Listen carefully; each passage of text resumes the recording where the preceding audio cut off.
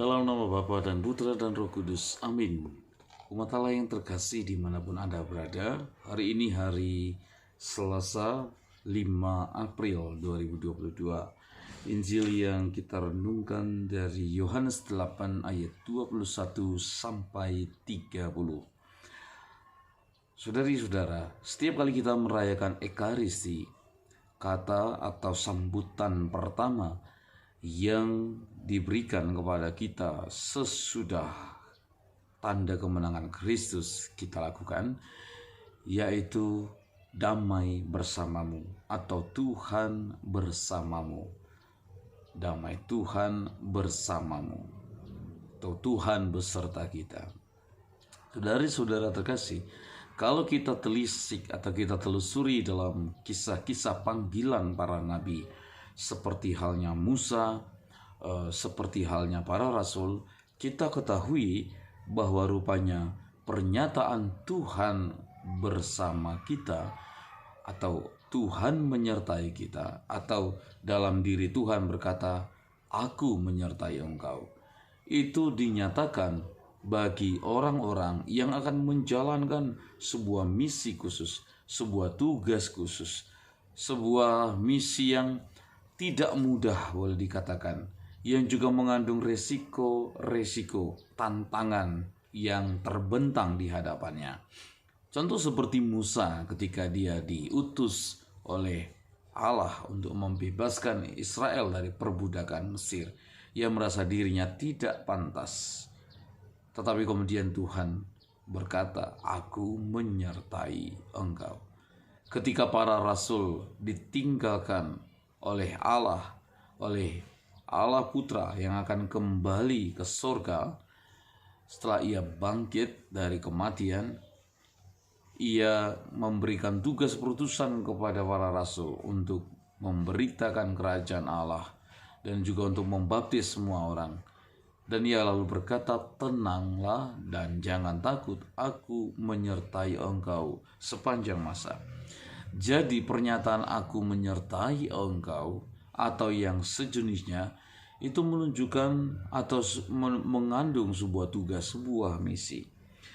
Maka saudara-saudara terkasih, dalam Yohanes 8 ayat 29 dalam Injil hari ini dikatakan, "Dan ia yang telah mengutus aku menyertai aku. Ia tidak membiarkan aku sendiri, sebab aku senantiasa berbuat apa yang berkenan kepadanya." Nah, Yesus Kristus sendiri menyatakan bahwa Bapa menyertai dia, bahwa Bapa tidak membiarkan dia sendirian, bahwa Bapa akan menyertai dia.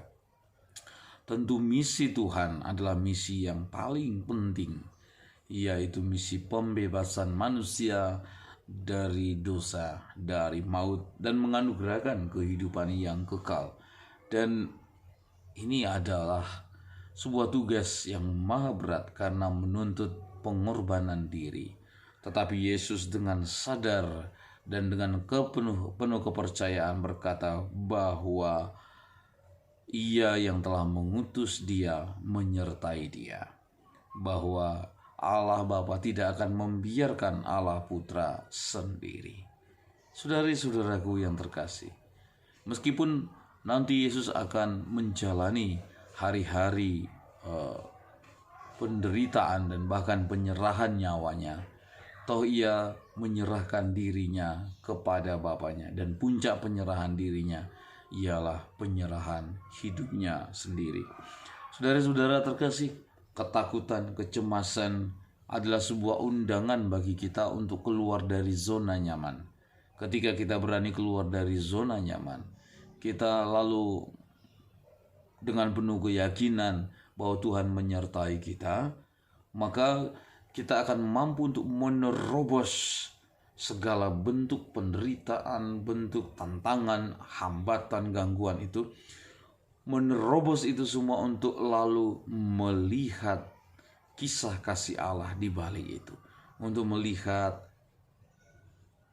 tindakan Allah di balik peristiwa itu, di balik hal-hal yang akan menantang kita itu.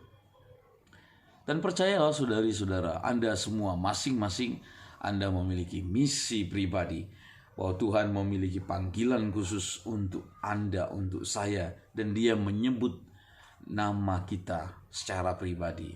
Dia menyebut nama kita masing-masing. Dia mengenal kita bahkan lebih baik daripada kita, dan Dia memberikan tugas atau misi khusus kepada kita. Apapun itu, mungkin akan tampak terurai dalam keseharian sehari-hari, dalam pekerjaan di rumah tangga, pekerjaan di paroki, pelayanan, ataupun di sekolah dan sebagainya. Tetapi ingat satu hal, bahwa Tuhan memiliki misi untuk hidup Anda. Dan untuk itu Anda harus berani keluar dari zona nyaman Anda. Anda akan melewati itu semua seperti Yesus yang alami, tetapi dengan satu keyakinan yang kita pegang teguh, bahwa Tuhan selalu menyertai kita. Ini adalah sebuah pegangan yang harus kita pegang teguh.